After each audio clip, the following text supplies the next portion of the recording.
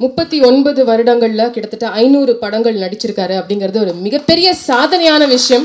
இந்த சாதனையாளர் இங்க வந்து பேசுறதுக்கு நம்ம ஒரு ஸ்டாண்டிங் ஓவேஷன் கொடுத்து அவரை வரவேற்கணுங்கிறது தான் கரெக்டா இங்க இருக்கும் நான் நினைக்கிறேன். So we welcome our comedy superstar Kaunamani sir to please share a few words now.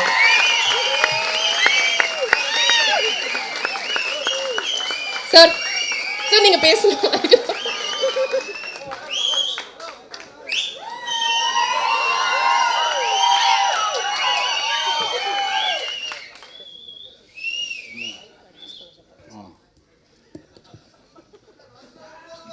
கூட்டத்தை பார்த்த உடனே என்ன பேசுறதுன்னு புரியல. பெரியவர்களே, தாய்மார்களே, சகோதர சகோதரிகளே வணக்கம்னு சொன்னோம். அதுக்கப்புறம் என்ன பேசுறதுன்னு பல பேர் தெரியாமல் முடிப்பாங்க. இப்போ எனக்கு அதே நிலைமை தான். ஏன்னா 2 காமெடியன் பின்னி படல் எடுத்துகிட்டு போயிட்டாங்க. 2 பேருமே மிகப்பெரிய காமெடியன். மதிப்புக்குரிய சத்யராஜ் இந்த விழாவுக்கு வந்திருக்கிறதுக்கு சந்தோஷம்.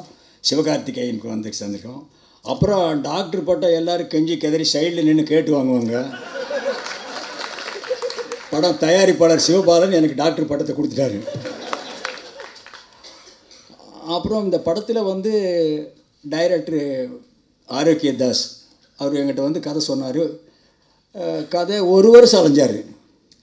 என்கிட்ட வருவார், போவார், கதையை சொல்லுவார். நான் ஒரே ஒரு நாள் சொன்னேன், முன்னாலேயும் விட்டுருங்க பின்னாலேயும் விட்டுருங்க, நடுவே 2 லைன் சொல்லுங்கள் அப்படின்னு. அவர் நடுவே 2 லைன் இந்த படத்தில் வரும் செம்ம படம் 6 அடி தாய்மடி திட்டம்னு ஒரு மேட்ரு சொன்னார்.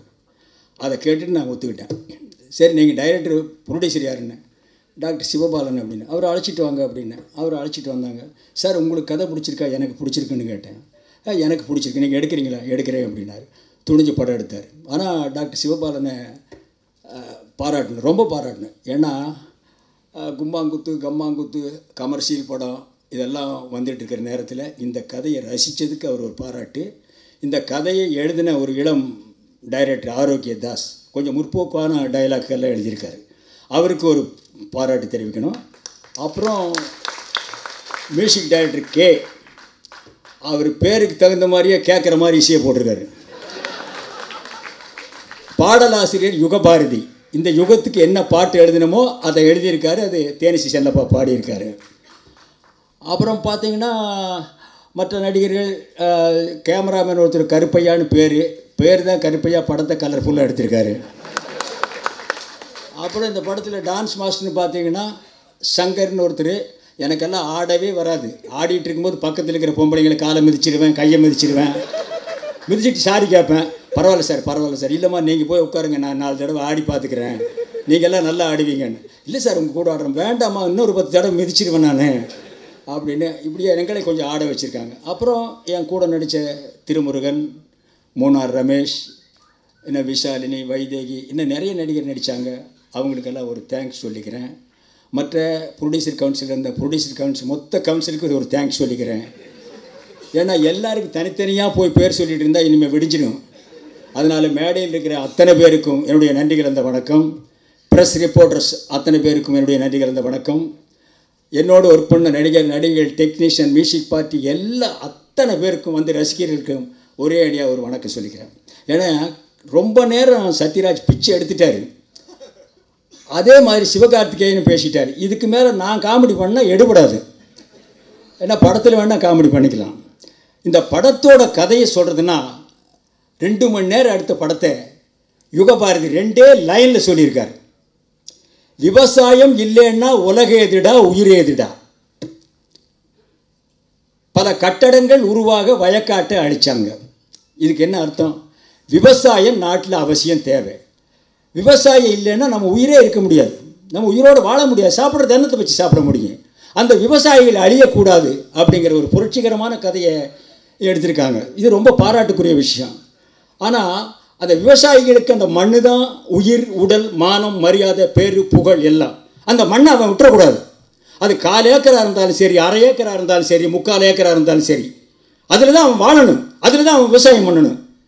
ஐயா, 1 வருஷம் வெள்ளாமை விளையில அதனால் நிலத்தை வித்துட்டான்னு சொல்லக்கூடாது. 1 வருஷம் விளையிலன்னா அடுத்த வருஷம் விளைங்க. இப்போ வியாபாரம் பண்ணுற ஒரு வியாபாரம் பண்ணல, வியாபாரம் நல்லா இருந்தால் அடுத்த வியாபாரம் பண்ணி ஜெயிக்கிறான்ல, அது மாதிரி தான். இந்த விவசாயிகளை சந்தைக்கு வர்றது யார் யார் தெரியுமா?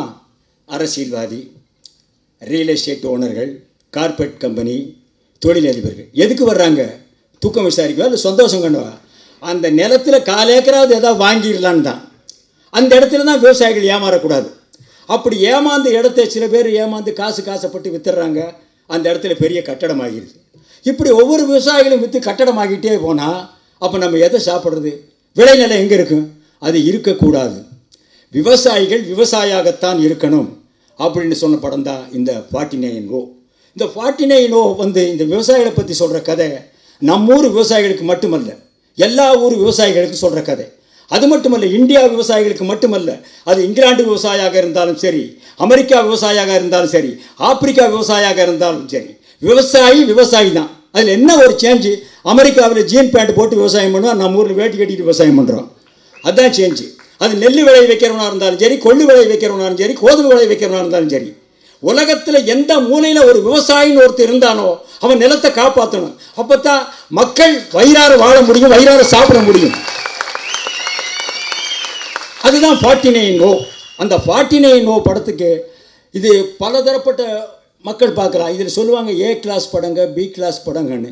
இது ABCDEFZ வரைக்கும் பார்க்கலாம். எல்லா கிராமத்துக்கும் பிடிக்கும், சிட்டிக்கும் பிடிக்கும். அப்படிப்பட்ட படம் தான் 49O. 49O this best movie. இது ஒரு நல்ல படம், எல்லாரும் பார்க்க வேண்டிய படம். அப்புறம் 49Oன்னா என்ன, நோட்டோன்னா என்ன, நம்ம யாருக்கு ஓட்டு போடுறோம், எதுக்கு ஓட்டு போடுறோம், ஏன் ஓட்டு போடுறோம், இந்த ஓட்டு போடுறதுனால நமக்கு என்ன நன்மை, இதை போடலாமா வேண்டாமா, இது அருமையான விளக்கம் கொடுத்துருக்கு இந்த படத்தில்.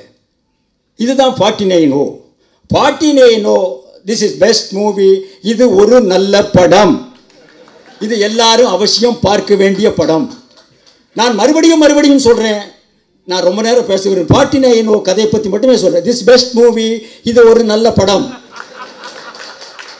நான் மறுக்கா சொல்கிறேன். நான் மவுண்ட் ரோடு தர்கா கட்ட வேணாலும் வந்துடுன்னு சொல்கிறேன். இந்த படத்தை நீங்கள் தயவு செய்து யாரும் மிஸ் பண்ணிடாதீங்க. இந்த படத்தை நீங்கள் அவசியம் பார்க்கணும், ஃபேமிலியோடு பார்க்கணும். ஏன்னா எல்லா அம்சமும் இருக்குது. எல்லா அம்சம் ஏன் இருக்குன்னா, இது ஒரு மினிமீல்ஸ் சாப்பிட்ட எஃபெக்ட் இருக்குது இந்த படம். ஒரு ஹோட்டலுக்கு போய் மினிமீல்ஸ் கேட்டிங்கன்னா ஒரு பிளேட்டில் சக்கரை சாதம் வரும், புளி சாதம் வரும், எலுமிச்சை சாதம் வரும், தயிர் சாதம் வரும், ஒரு ஸ்வீட்டு, காரம், ஒரு பாயாசம், ஒரு வடை. இதெல்லாம் மொத்தமாக சாப்பிட்டா என்ன டேஸ்ட் இருக்குமோ அந்த டேஸ்ட் இந்த 49Oவில் இருக்கும். ஆக மறுபடியும் நான் சொல்கிறேன், ரொம்ப நேரம் பேச விரும்புகிறேன். 49O this is best movie.